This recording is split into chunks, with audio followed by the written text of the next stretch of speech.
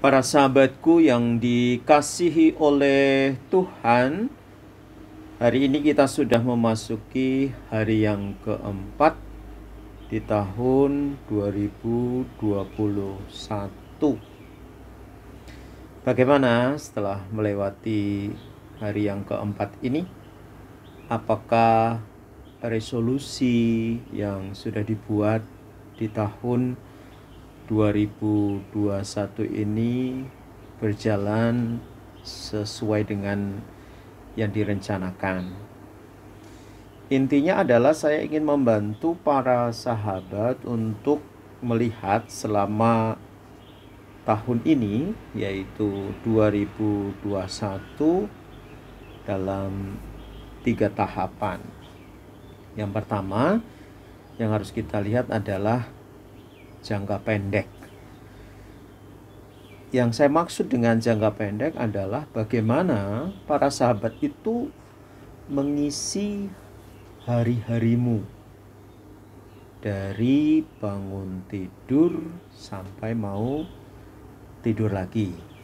Maksud saya adalah selama satu hari itu harus dibangun satu kebiasaan yang tidak hanya menurut saya, tapi juga menurut kamu, itu bisa menjadi pondasi yang kuat untuk hidupmu.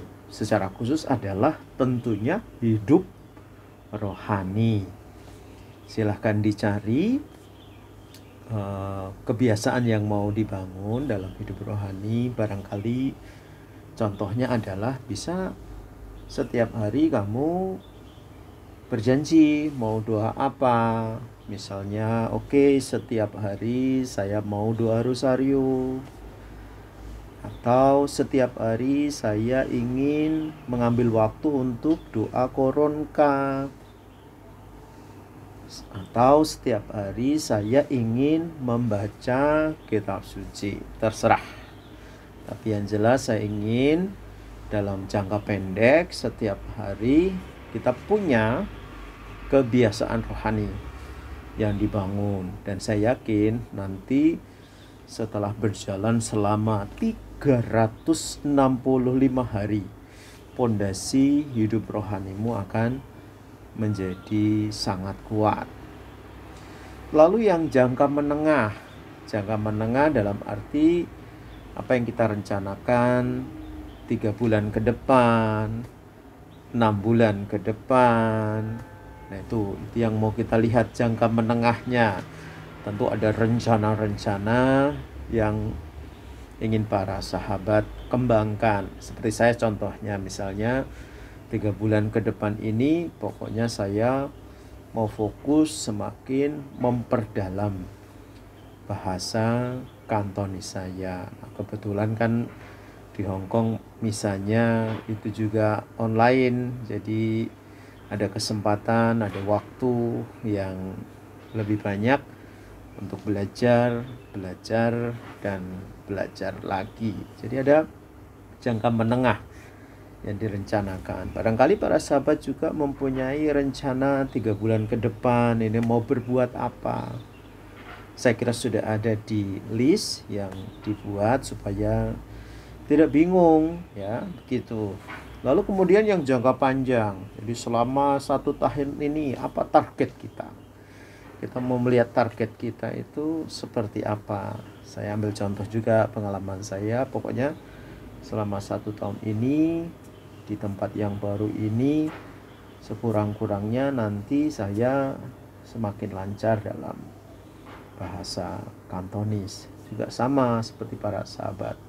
1 tahun ini rencana besarmu bisa terwujud, mimpi-mimpi besarmu bisa terwujud.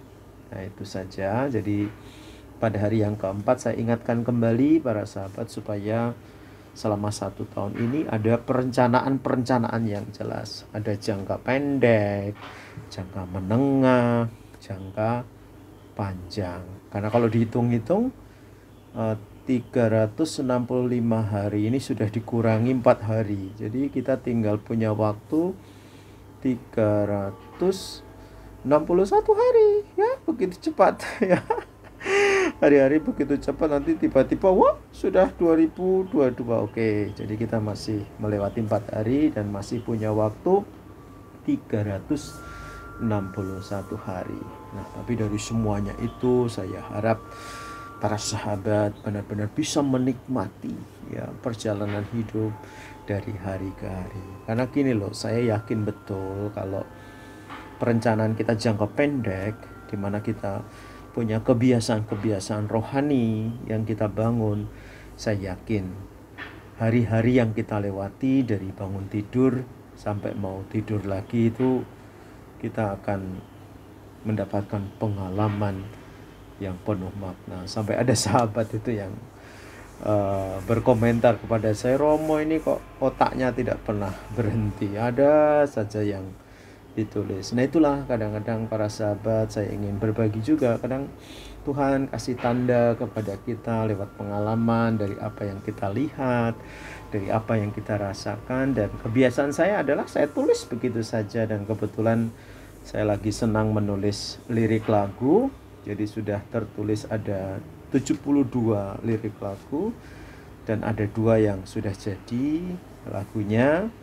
Lalu 1 lagi ini masih digarap oleh teman di Palembang, oleh Thomas Galih, supaya segera bisa terwujud lagu yang ketiga dari lirik lagu yang ketiga, dan masih menunggu lirik-lirik lagu lain. Dan saya tawarkan kepada para sahabat yang ingin membuat lagu dari lirik-lirik yang saya buat, silahkan, supaya ini memperkaya juga kasanah dari refleksi kita tentang kehidupan itu. Begitu saja para sahabat. Sengaja saya pakai masker ini karena saya mau menunjukkan kepada para sahabat maskerku sangat bagus. Ini juga cara bagaimana kita membagi pengalaman kegembiraan kita kepada yang lain. Bukan berarti saya mau menutupi wajah saya, tidak. Saya ingin menunjukkan bahwa masker saya juga bagus dan sangat khusus karena diberi oleh orang yang khusus juga. Begitu. Tuhan Yesus memberkati kita semua. Dalam nama Bapa dan Putra dan Roh Kudus. Amin. You are the best. Bye-bye.